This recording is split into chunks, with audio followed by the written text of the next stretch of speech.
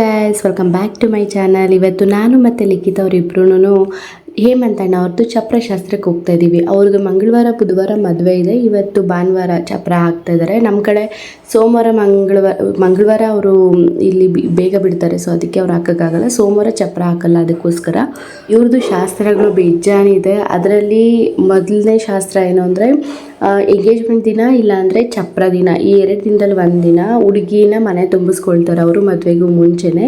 So ಅಂದರೆ ಹುಡುಗಿ ಬಂದು ಚಪ್ರಕ್ಕೆಲ್ಲ ಪೂಜೆ ಮಾಡಿ, ಆಮೇಲೆ ಅವರು ಗೌರಿ ಪೂಜೆ ಮಾಡಿರ್ತಾರೆ, ಬಟ್ಟೆಗಳೆಲ್ಲ ಇಟ್ಟು ದೊಡ್ಡವ್ರಿಗೆ ಪೂಜೆ ಮಾಡ್ತಾರಲ್ವ, ಆ ರೀತಿ ನಮ್ಮ ಕಡೆ ಎಲ್ಲನೂ ದೊಡ್ಡವ್ರಿಗೆ ಇಟ್ಟು ಮಾಡ್ತೀವಿ. ಇವರು ಗೌರಿ ಮುಂದೆ ಎಲ್ಲ ಇಟ್ಟು ಮಾಡಿದರು. ಸೊ ಈ ರೀತಿ ಬಂದು ಅವರು ಹುಡುಗಿ ಪೂಜೆ ಎಲ್ಲ ಮಾಡಿದ್ದಾದಮೇಲೆ ಮನೆ ತುಂಬಿಸ್ಕೊಂಡಿದ್ದಾದಮೇಲೆ ಮತ್ತೆ ಊಟ ಎಲ್ಲ ಮಾಡಿ ಹುಡುಗಿ ಹೊರಡ್ತಾಳೆ. ಆಮೇಲೆ ನಾರ್ಮಲ್ ಮದುವೆ ಎಲ್ಲ ಆದಮೇಲೆ ಮತ್ತೆ ಬರೋದು. ಸೊ ಈ ರೀತಿ ಇನ್ನೂ ಬೇಜಾನಿದೆ ಅಂತ ಅವ್ರದ್ದು ಸಂಪ್ರದಾಯ ಎಲ್ಲನೂ ನೋಡೋಣ ಯಾವ ರೀತಿ ಇರುತ್ತೆ ಅಂತ. ಯಾಕಂದರೆ ನಮ್ಮ ಮದುವೆಯಲ್ಲಿ ನಾವು ಇದೆಲ್ಲ ಎಕ್ಸ್ಪೀರಿಯೆನ್ಸ್ ಮಾಡಲಿಲ್ಲ ಅಲ್ವಾ, ಅದಕ್ಕೆ ಈ ರೀತಿ ಯಾರ್ದಾದ್ರೂ ಚಾನ್ಸ್ ಸಿಕ್ಕಿದಾಗ ನಾವು ಹೋಗಿ ಕಂಪ್ಲೀಟಾಗಿ ಎಕ್ಸ್ಪೀರಿಯೆನ್ಸ್ ಮಾಡ್ತಾ ಇರ್ತೀನಿ ನಾನು. ಸೊ ಒಂಥರ ಖುಷಿಯಾಗುತ್ತೆ ಈ ರೀತಿ ಎಲ್ಲ ಶಾಸ್ತ್ರಗಳು ನೋಡಿದಾಗ ಮದುವೆ ಟೈಮಲ್ಲಿ. ಸೊ ಚೆನ್ನಾಗಿರುತ್ತಲ್ವ ಈ ರೀತಿ ಶಾಸ್ತ್ರಗಳನ್ನೆಲ್ಲ ಯಾರ್ಯಾರು ಫೀಲ್ ಮಾಡಿರ್ತೀರೋ ಅವ್ರಿಗೆ ಗೊತ್ತಿರುತ್ತೆ. ಯಾರ್ಯಾರು ಈ ಒಂದು ಶಾಸ್ತ್ರಗಳನ್ನೆಲ್ಲ ಮಿಸ್ ಮಾಡ್ಕೊಂಡಿರ್ತೀರೋ ಅವ್ರಿಗೆ ಗೊತ್ತಾಗಲ್ಲ. ಸೊ ಅದಕ್ಕೋಸ್ಕರನೇ ಹೋಗಿದ್ವಿ. ಇವರು ಚಪ್ರ ಪೂಜೆ ಎಲ್ಲ ಮಾಡ್ತಾಯಿದ್ರು, ಅದೆಲ್ಲನೂ ನೋಡಿಕೊಂಡು ಆಮೇಲೆ ಊಟ ಎಲ್ಲ ಅಲ್ಲೇ ಅರೇಂಜ್ ಮಾಡಿದರು. ಸೊ ಆಮೇಲೆ ಊಟ ಎಲ್ಲ ತಿನ್ಕೊಂಡ್ವಿ. ಊಟ ಮಾಡಬೇಕಾದ್ರೆ ಕ್ಲಿಪ್ನ ಮರ್ತೋದೆ ಗೈಸ್. ಆಮೇಲೆ ಎಲ್ಲರಿಗೂ ಅರಿಶಿನ ಕುಂಕುಮ ಕೊಡಿಸ್ತಾರೆ. ಅವ್ರು ಹೇಳ್ತಾಯಿದ್ರು ಯಾರೋ ಒಬ್ಬರು ಅರಿಶಿನ ಕುಂಕುಮ ಕೊಟ್ಟನೆ ಕೈಕಾಲು ಬಂದುಬಿಡುತ್ತೆ, ಆ ರೇಂಜಿಗೆ ಕೊಡ್ತಾ ಇರಬೇಕು ನಮ್ಮದ್ರಲ್ಲಿ ಅಂತ ಹೇಳಿಬಿಟ್ಟು.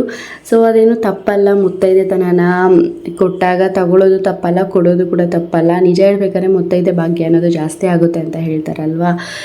ಸೊ ಒಂಥರ ಕೆಲವೊಂದು ಸಂಪ್ರದಾಯಗಳನ್ನ ನೋಡ್ತಾ ಇದ್ರೆ ಡಿಫ್ರೆಂಟ್ ಅಂತ ಅನಿಸಿದ್ರು ಕೂಡ ಚೆನ್ನಾಗಿದೆಯಲ್ಲ ಅನ್ನೋ ಥರ ಅನಿಸುತ್ತೆ ಗೈಸ್.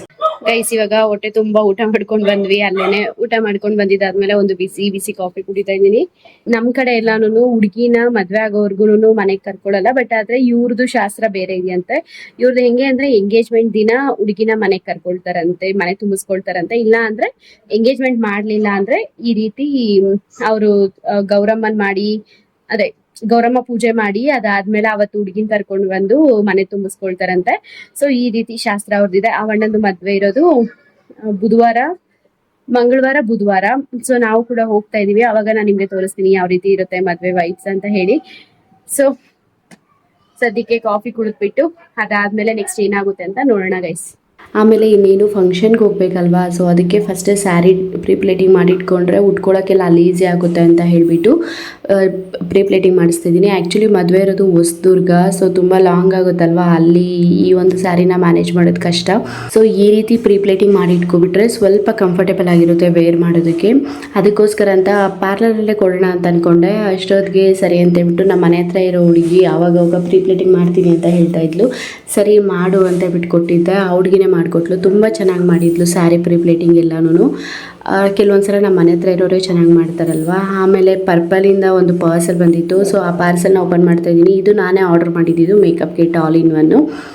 ಇದನ್ನು ಯಾವ ರೀತಿ ಯೂಸ್ ಮಾಡೋದು ಅಂತ ಹೇಳ್ಬಿಟ್ಟು ನಾನು ನೆಕ್ಸ್ಟ್ ವೀಡಿಯೋಗಳಲ್ಲಿ ಯಾವುದ್ರಲ್ಲಾದರೂ ತೋರಿಸ್ತೀನಿ ಗೈಸ್. ಯಾಕಂದರೆ ಈಗ ನಾನು ಮೇಕಪ್ ಮಾಡ್ಕೊಳ್ತಾ ಇಲ್ಲ, ಸೊ ಅದಕ್ಕೆ ಇವಾಗ ತೋರ್ಸೋಕ್ಕಾಗಲ್ಲ. ಬಟ್ ಆದರೆ ಇದರಲ್ಲಿ ಪ್ರೈಮರು ಮತ್ತು BB ಕ್ರೀಮು, ಲಿಪ್ಸ್ಟಿಕ್ಕು ಮತ್ತು ಏನದು ಮಸ್ಕರ ಮತ್ತು ಕಾಜಲ್ ಎಲ್ಲನೂ ಒಟ್ಟಿಗೆ ಬಂದಿರುತ್ತೆ.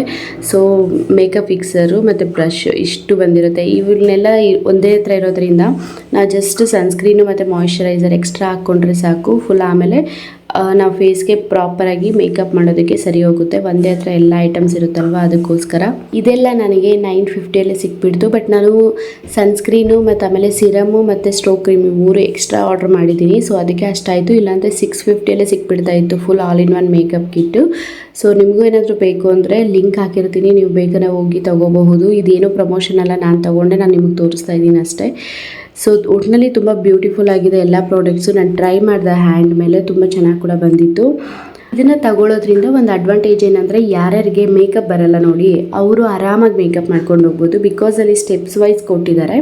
ಸೊ ನೀವು ಫಸ್ಟು ಸ್ಕಿನ್ ಪ್ಯಾಂಪರಿಂಗ್ ಮಾಡ್ಕೋಬೇಕು, ಲೈಕ್ ಅಂದರೆ ಮಾಯ್ಶ್ಚರೈಸರ್ ಮತ್ತು ಸನ್ಸ್ಕ್ರೀನ್ ಅಪ್ಲೈ ಮಾಡ್ಕೊಬಿಟ್ರೆ ಆಮೇಲೆ ನೆಕ್ಸ್ಟ್ ಏನು ಸ್ಟೆಪ್ಸು ಫಾಲೋ ಮಾಡಬೇಕು ಅಂತ ಇದರಲ್ಲಿ ಓವರಾಲ್ ಆಗಿ ಕೊಟ್ಟಿರ್ತಾರೆ. ಸೊ ಆರಾಮಾಗಿ ನಾವು ಮಾಡ್ಕೊಂಡು ಹೋಗ್ಬೋದು ಅಷ್ಟೇ.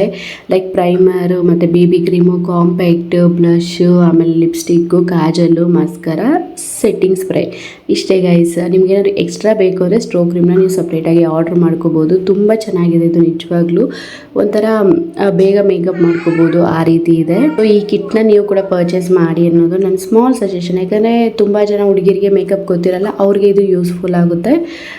ಸೊ ಈ ಒಂದು ವಿಡಿಯೋ ಇಷ್ಟೇ ಗೈಸ್. ಹೋಪ್ ನಿಮಗೆ ಇಷ್ಟ ಆಗಿದೆ ಅಂದ್ಕೊಂಡಿದ್ದೀನಿ. ಏನೋ ಒಂಚೂರು ಇನ್ಫಾರ್ಮೇಟಿವ್ ಆಗಿದೆ ಅಂತ ಅನಿಸುತ್ತೆ ಗೈಸ್. ಏನಾದರೂ ಇಷ್ಟ ಆಗಿದೆ ಒಂದು ಲೈಕ್ ಮಾಡಿ, ಶೇರ್ ಮಾಡಿ, ಸಬ್ಸ್ಕ್ರೈಬ್ ಮಾಡಿಕೊಂಡು ಫಾಲೋ ಮಾಡಿ ಗೈಸ್. ಹಾಗೆ ನೆಕ್ಸ್ಟ್ ನಿಮಗೆ ಯಾವ ಥರ ವೀಡಿಯೋಸ್ ಬೇಕು ಅಂತ ಹೇಳ್ಬಿಟ್ಟು ಏನಾದರೂ ಇದ್ದರೆ ಹೇಳಿ. ಏರ್ ಗ್ರೋತ್ ಅಥವಾ ಫೇಸ್ ಗ್ಲೋಯಿಂಗ್ ಟಿಪ್ಸ್ ಈ ಥರ ಏನೇ ಬೇಕಿದ್ರೂ ಕೂಡ ಕಮೆಂಟ್ ಮಾಡಿ ಗೈಸ್. ಸೊ ಅದರಿಂದ ನನಗೆ ಗೊತ್ತಾಗುತ್ತೆ ನಿಮ್ಗೆ ಯಾವ ರೀತಿ ಬೇಕು ವೀಡಿಯೋಸ್ ಅಂತ ಹೇಳ್ಬಿಟ್ಟು. ಸೊ ಅದ್ರ ಬೇಸ್ ಮೇಲೆ ನಾನು ವೀಡಿಯೋಸ್ ಮಾಡ್ತೀನಿ. ಬಾಯ್ ಬಾಯ್.